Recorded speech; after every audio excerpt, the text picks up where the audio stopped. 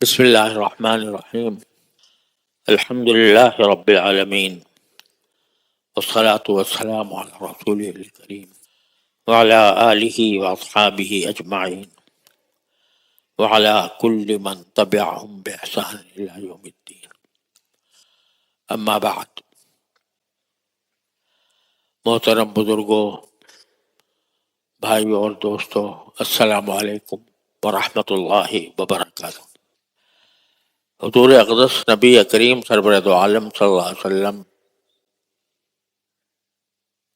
کے اخلاق کا بیان کچھ عرصے سے کر رہا ہوں، اور اسی میں ایک حدیث پچھلے جمعہ میں بھی عرض کی تھی کہ رسول کریم سرور دو عالم صلی اللہ علیہ وسلم نے فرمایا کہ ہر مسلمان کے دوسرے مسلمان پر 5 حق ہوتے ہیں.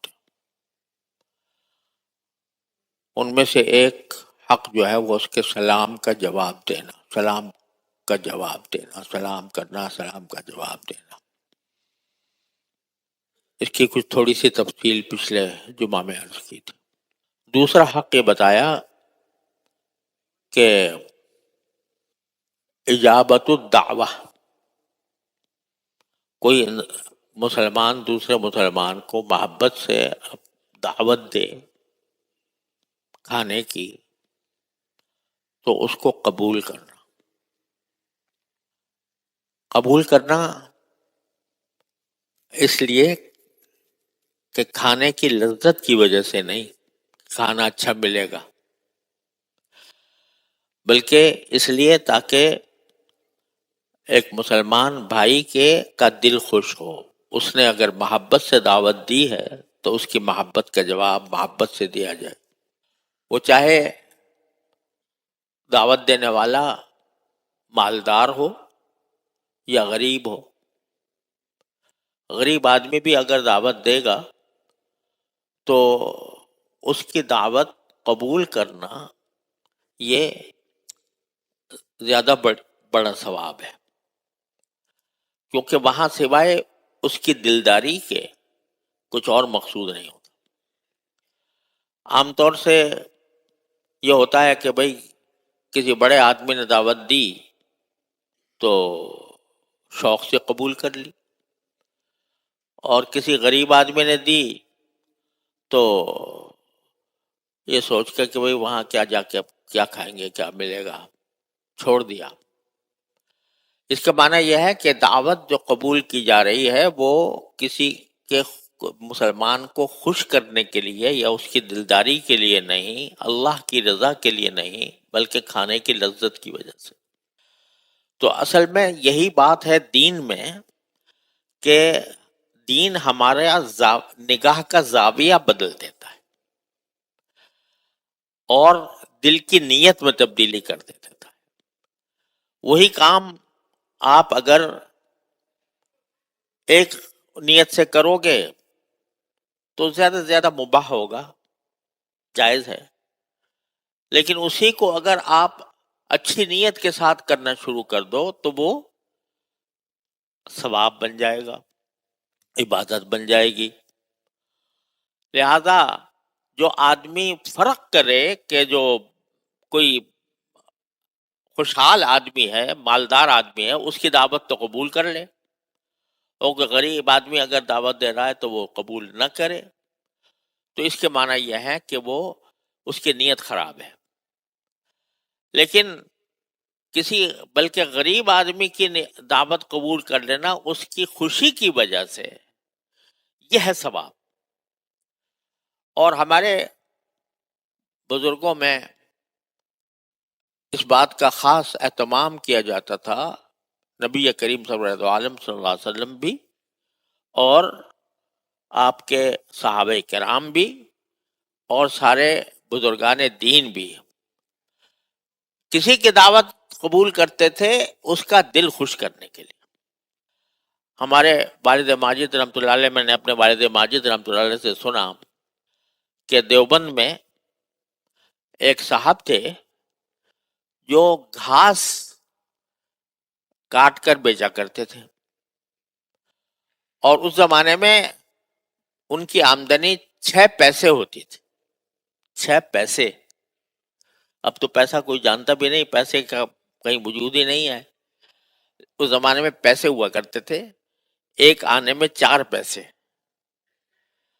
اور آنا بھی نہیں اب کوئی جانتا آنا کیا ہوتا تھا. تو وہ آنا جو ہے 16 آنے ہوتے تھے 1 روپے کے اندر، اور ایک آنے میں 4 پیسے ہوتے تھے. تو 6 پیسے کا مطلب ہے 1.5 آنا، وہ ان کی آمدنی تھی. تو اس میں سے وہ 2 پیسے دارالعلوم دیوبند کے علماء کرام کی دعوت کرنے کے لیے رکھا کرتے تھے کہ میں ہر مہینے ان کی دعوت کروں گا. تو 6 پیسے کی آمدنی میں سے 2 پیسے بچا کر مہینے میں جو کچھ جمع ہو گیا اس سے دارالعلوم دیوبند کے بڑے بڑے علماء، حضرت مولانا رشید احمد صاحب گنگوئی، حضرت مولانا محمد یعقوب نانوتوی رحمۃ اللہ علیہم، بڑے بڑے اکابر، ان کی دعوت کیا کرتے تھے.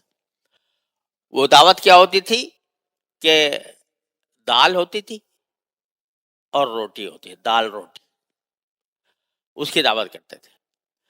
حضرت مولانا محمد یعقوب صاحب نانوتوی رحمۃ اللہ علیہ، جو ہمارے اکابر میں بڑے درجے کے بزرگ تھے، وہ فرماتے تھے کہ اس شخص کی دعوت کا ہمیں انتظار لگتا ہے،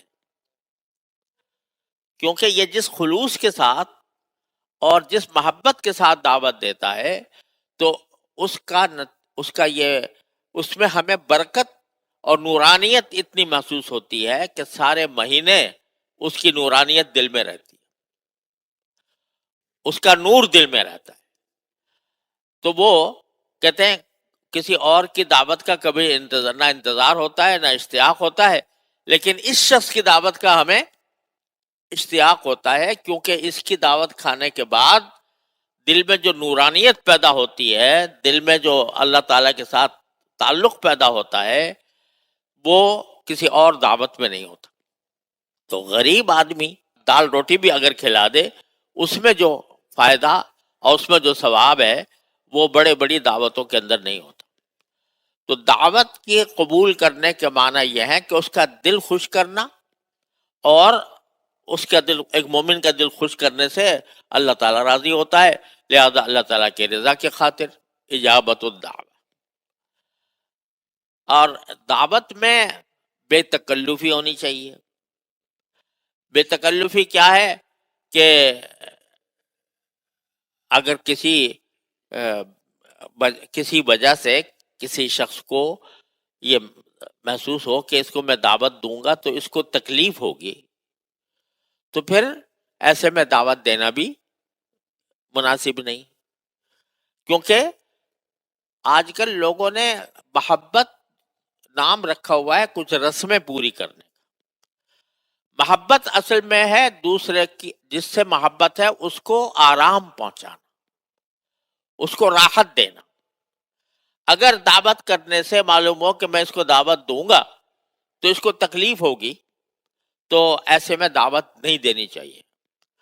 اور اگر کوئی شخص ایسے موقع پر عذر کرے تو وہ عذر کرنا بھی اس کا معقول ہے، اور عذر کرنے میں بھی کوئی مذائقہ نہیں ہے، جبکہ اس سے کسی کو تکلیف ہوتی ہو. اب ایک حدیث میں آتا ہے کہ رسول کریم صلی اللہ علیہ وسلم کی ایک شخص نے دعوت کی، ایک صاحب نے. تو وہ صاحب جو تھے حضور اقدس صلی اللہ علیہ وسلم کے صحابی تھے. تو حضور اقدس صلی اللہ علیہ وسلم نے ان سے کہا کہ کیا میرے ساتھ عائشہ کی بھی دعوت کرو گے؟ حضرت عائشہ صدیقہ رضی اللہ تعالیٰ عنہ کی. عائشہ تم آئی؟ اس نے کہا رسول اللہ فی الحال تو میرا ارادہ صرف آپ کو دعوت دینے کا ہے، صرف آپ کو دیں. تو آپ نے فرمایا بھائی ہم عائشہ کے بغیر نہیں آئیں گے آپ کے گھر دعوت کھانے کے لیے. تو انہوں نے کہا جی وہ بھی بے تکلف ہے. انہوں نے کہا جی میرا تو ارادہ صرف آپ کو دعوت دینے کا ہے، کسی اور کو ساتھ دینے کا میرا دعوت ارادہ تو بے تکلف ہی ہے. اس نے بھی کوئی تکلف نہیں کیا. تو پھر ایک مرتبہ پھر کہا کسی اور موقع پر کہ حضرت آپ کی دعوت کرنا چاہتا ہوں. آپ نے فرمایا عائشہ بھی ساتھ آئیں گی؟ تو انہوں نے کہا جی یا رسول اللہ ان کا تو ارادہ نہیں ہے فی الحال آپ کو بلانے کا. کوئی صاف صاف. تیسری بار جب دعوت دی تو حضور نے پھر فرمایا کہ عائشہ کو ساتھ لاؤں؟ تو نے کہا ہاں رسول اللہ عائشہ کو بھی لے کے آئے. تو آپ نے دعوت قبول فرما لی.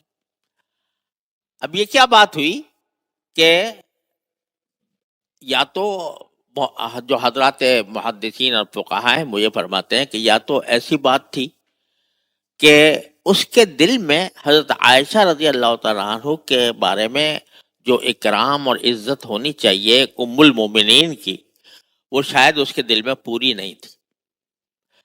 تو اس لیے نبی کریم صلی اللہ علیہ وسلم نے اصرار کر کے حضرت عائشہ کو ساتھ بلایا، کیونکہ یہ محسوس ہوا آپ کو کہ ان کے دل میں جیسی نبی کریم صلی اللہ علیہ وسلم کی ازواج مطہرات جو ہیں وہ مومنین کی مائیں ہیں. اگر کسی کو اپنی ماں سے کوئی خاص تعلق نہ ہو، اس کی عزت، اس کا احترام، اس سے محبت اس درجے کی نہ ہو جیسی ہونی چاہیے، تو یہ ایک نقص ہے انسان کے اندر. تو رسول کریم صلی اللہ علیہ وسلم نے اس لیے بے تکلف فرما دیا کہ عائشہ کو بلاؤ گے تو میں بتاؤں گا ورنہ نہیں. اور 2 مرتبہ اچھا انہوں نے جب انکار کیا کہ جی میں تو آپ کو ہی بلانا چاہتا ہوں، حضرت عائشہ کو ساتھ نہیں بلانا چاہتا، تو اس پر آپ نے کوئی خفگی بھی نہیں کی، ناراضی بھی نہیں، ناراض بھی نہیں ہوئے آپ کہ بھئی ان کو کیوں نہیں بلا رہے. یہ سوچا کہ بھئی دعوت دینے والے کا حق ہے جس کو بلائے جس کو نہ بلائے. جب اس کا حق ہے تو اس سے کوئی شکایت نہیں ہونی چاہیے. اب آج کل دیکھو آپ جو ہماری ہاں دعوتیں ہوتی ہیں تو دعوت دینے والے کو ایک مستقل مسئلہ یہ ہوتا ہے کہ اگر میں فلاں کو بلاؤں اور فلاں کو نہ بلاؤں تو یہ بری بات ہوگی، اور اس فلاں کو نہ بلانے سے شکایت ہو جائے گی اس کو کہ بھئی فلاں کو تو بلایا مجھے بلایا نہیں.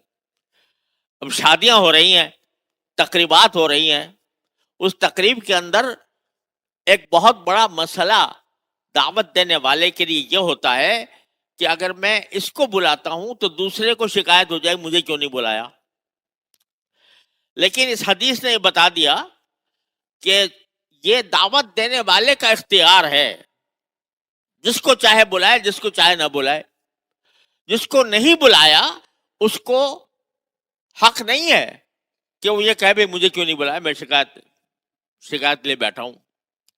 اب یہاں تک ہمارے معاشرے کے اندر ناراضگیاں ہو جاتی ہیں اور بات چیت بند ہو جاتی ہے اس بات پر کہ بھئی تم نے فلاں کو تو بلایا تھا اور ہمارا بھی تو وہ رشتہ ہے تم سے جو اس کا ہے، ہمیں کیوں نہیں بلایا، اس پر ناراض ہو گئے.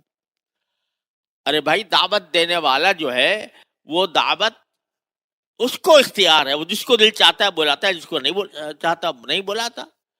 جس کو نہیں بلایا اس کو یہ حق نہیں پہنچتا کہ وہ اس پر اعتراض کرے یا اس سے شکایت کرے. اس کا نتیجہ یہ ہے آج کل آپ دیکھو جب بھی کوئی دعوت ہوگی تو جو دعوت دینے والا ہے وہ فہرست بنائے گا لوگوں کی، اور فہرست بنانے کے اندر وہ سوچے گا کہ جی اس کو بلاؤں یا نہ بلاؤں. اس کو بلاؤں گا تو دوسرے کو بھی بلانا پڑے گا، اس کو نہیں بلاؤں گا تو اس کو شکایت ہو جائے گی. یہ ساری باتیں اس لیے ہو رہی ہیں کہ دعوت کا مقصود محبت کا اظہار نہیں ہے بلکہ شکایتوں کا دور کرنا ہے.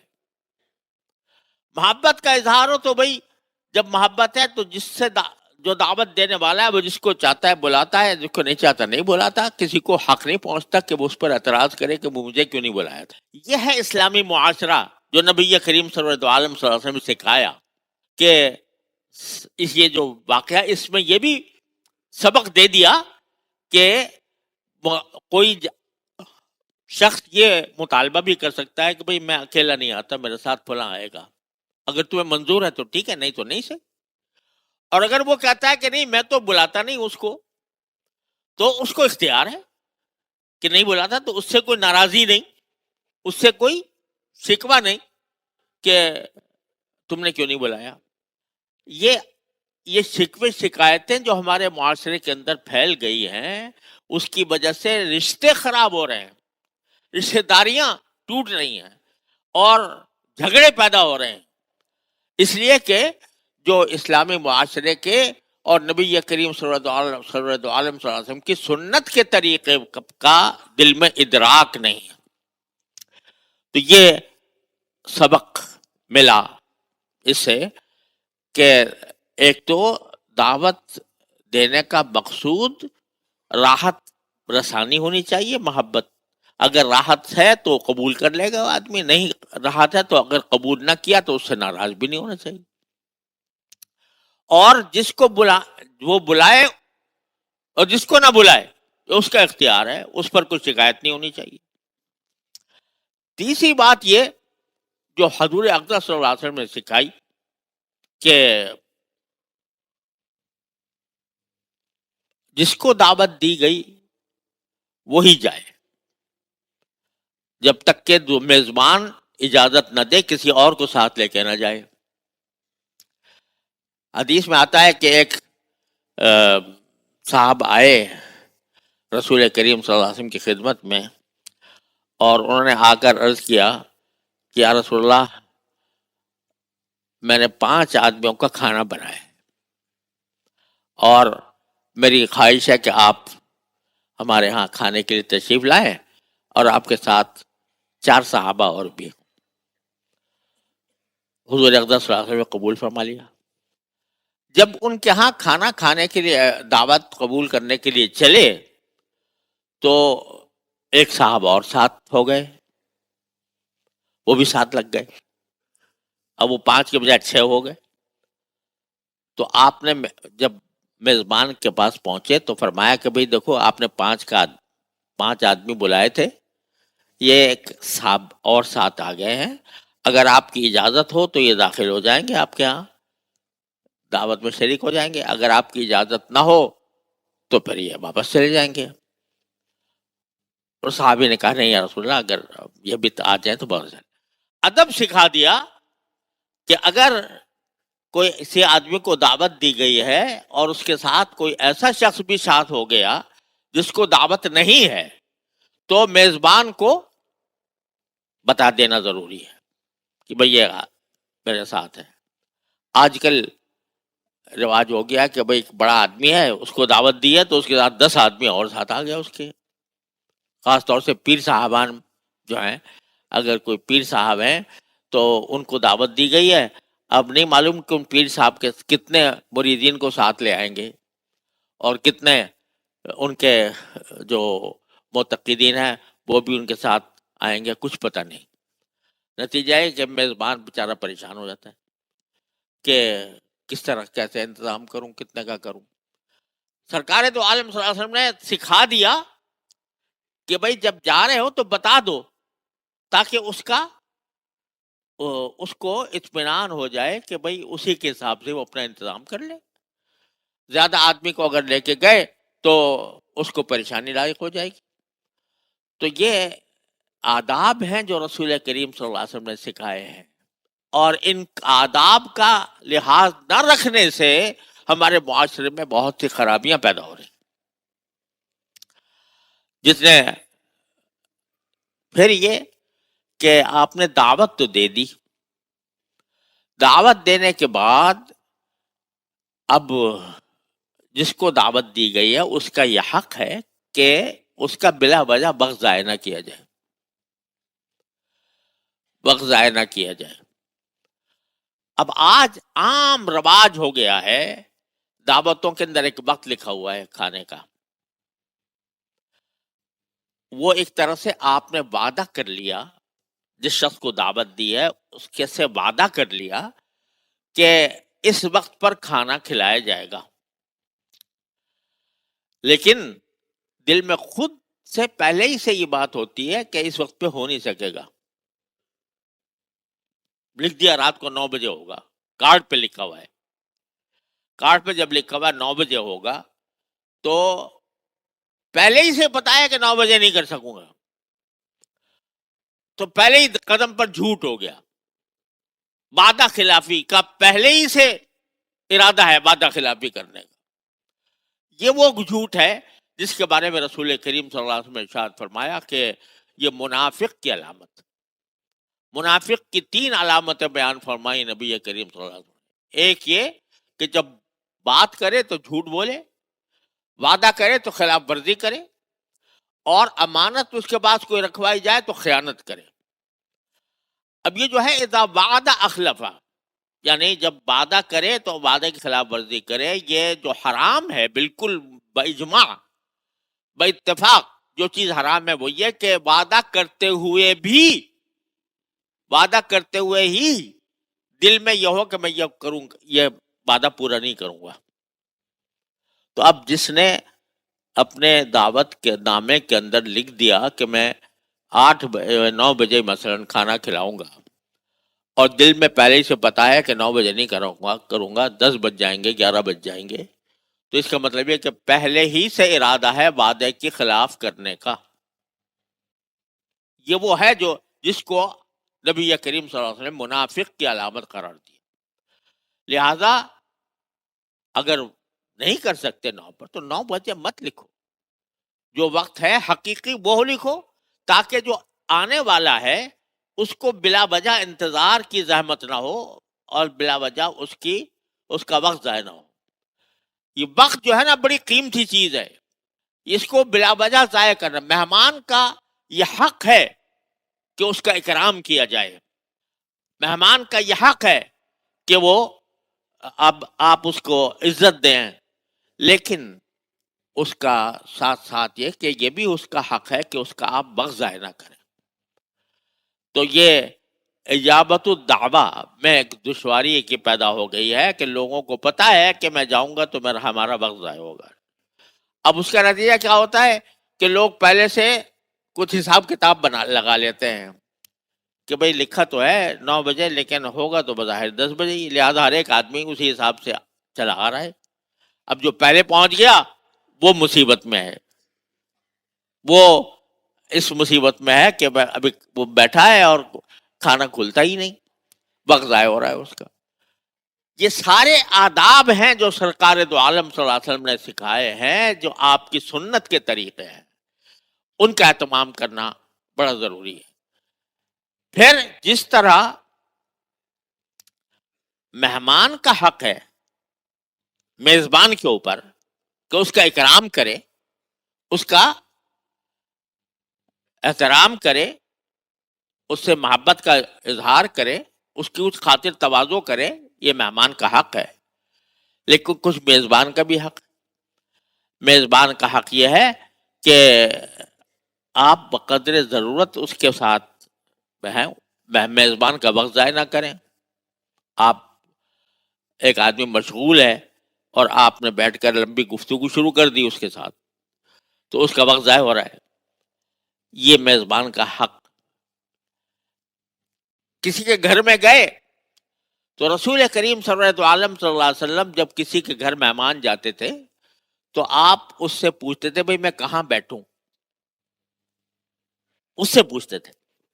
یعنی یہ میزبان کا حق ہے کہ وہ جہاں چاہے بٹھائے، خود سے جا کر آدمی نہ بیٹھے بلکہ پوچھے. رسول کریم صلی اللہ علیہ وسلم صحابہ کرام سے پوچھتے تھے بتاؤ میں کہاں بیٹھوں، جب ان آپ کو بتا دیتے تھے کہ اس جگہ میں، آپ اسی جگہ بیٹھتے تھے.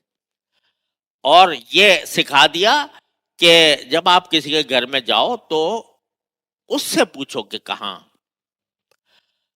بیٹھوں. اور کیونکہ انسان کے اپنے گھر کی اپنے حالات ہوتے ہیں، اور اس کے لحاظ سے وہ کسی شخص کو چاہتا ہے کہ ایک جگہ بٹھائے دوسری جگہ نہ بٹھائے، تو اس کا حق ہے کہ آپ اس سے پوچھ کر بیٹھیں. دوسرا یہ فرمایا کہ ہر انسان جب اپنے گھر میں ہوتا ہے یا اپنے دفتر میں ہوتا ہے تو اس نے اپنی بیٹھنے کی ایک جگہ بنائی ہوتی ہے، دفتر میں ہو یا گھر میں ہو، وہ اپنی ایک جگہ بنا لیتا ہے، وہ ذرا ممتاز ہوتی ہے دوسری جگہوں سے. تو رسول کریم صلی اللہ علیہ وسلم فرمایا کہ کوئی شخص جب مہمان جائے کسی کے گھر تو وہ اس کی اس خاص جگہ پر نہ بیٹھے جو اس نے اپنے لیے بنائی ہوئی ہے، جب تک کہ وہ خود نہ کہے.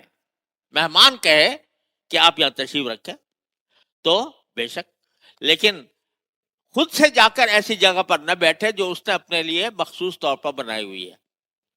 لا یجلس علی تکریمتہ الا باذنہ، یہ حدیث کے الفاظ ہیں کہ کسی کی نے جو اپنی جگہ بنائی ہوئی ہے، کوئی عزت کی، راحت کی کوئی جگہ بنا رکھی ہے کسی شخص نے، کوئی اپنی کرسی رکھی ہوئی ہے، کوئی میز رکھی ہوئی ہے، یا زمین پر ہے تو کوئی گاؤ تکیا لگایا ہوا ہے، اس کو بیٹھائے، تو جو مہمان جائے وہ اس کی جگہ پر نہ بیٹھے. اب بہت سے حضرات جو ہیں وہ جو ہے وہ داخل ہوئے، اب وہ خود اپنے آپ کو بڑا سمجھتے ہیں، ہم بڑے آدمی ہیں، تو وہ جا کے ٹھیک اس جو صدر مقام ہے اس کسی کا، اس پہ جا کے بیٹھ گئے. تو رسول کریم صلی اللہ علیہ وسلم نے فرمایا کہ ایسا ہرگز نہ، لا یجلس علی تکریمتہ فی بیتہ الا باذنہ. اب یہ آداب کتنے بظاہر چھوٹے چھوٹی باتیں ہیں، لیکن ان چھوٹی باتوں کے ذریعے معاشرے کے اندر ایک صاف ستھرا معاشرہ پیدا کیا جا رہا ہے، جس کے اندر کسی کو کسی سے کوئی تکلیف نہ ہو. کسی مسلمان کو کسی بھی قسم کی تکلیف پہنچانا، چاہے وہ جسمانی ہو چاہے وہ ذہنی ہو، کسی بھی قسم کی تکلیف پہنچانا، اس سے منع فرمایا. مومن وہ ہے، مسلمان وہ ہے جس کے ہاتھ اور زبان سے دوسرے مسلمان محفوظ رہیں. آپ نے یہ بات فرمائی. تو یہ مہمان کو بھی یہ چاہیے کہ میزبان کے بھی کچھ حقوق ہیں. پھر جو مہمان اگر کسی جگہ گیا ہے تو وہ یہ بھی خیال رکھے کہ میزبان کو تکلیف نہ پہنچے. اگر کوئی وقت مقرر ہے تو اس وقت کی پابندی کرے، اور اس کے ادھر ادھر جا کر اس کو تکلیف میں مبتلا نہ کرے. یہ سارے آداب ہیں جو رسول کریم سرور دو عالم صلی اللہ علیہ وسلم نے تلقین فرمائے، صحابہ کرام نے اس پر عمل کر کے دکھایا، اور اس سے ایک خوبصورت اسلامی معاشرہ وجود میں آیا جس میں کسی کو کسی سے کوئی تکلیف نہیں پہنچ رہی. بہشتاں جا کے آزارے نہ باشد، کسے را در کسے کارے نہ باشد، ایسا معاشرہ پیدا کیا گیا جس میں محبت ہی محبت ہے، پیار ہی پیار ہے، ایک دوسرے کے حقوق کا لحاظ ہے، ایک دوسرے کا احترام ہے، ایک دوسرے کے ساتھ رواداری ہے. یہ سارے ہے جس کی تعلیم رسول کریم صلی اللہ علیہ وسلم نے دی. تو دعوت کے بھی کچھ آداب ہیں جو میں نے کچھ عرض کیے اس وقت. اجابت الدعوہ آپ نے ایک مسلمان کا حق قرار دیا، لیکن اس حق کے کچھ آداب ہیں، اس کے کچھ احکام ہیں، ان کے تحت ہی آدمی کو وہ دعوت دینے یا دعوت قبول کرنے کا اہتمام کرنا چاہیے. اللہ تبارک و تعالیٰ اپنے فضل و کرم سے ہمیں سنت پر عمل کرنے کی توفیق عطا فرمائے. وصلی اللہ تعالیٰ خیر خلق.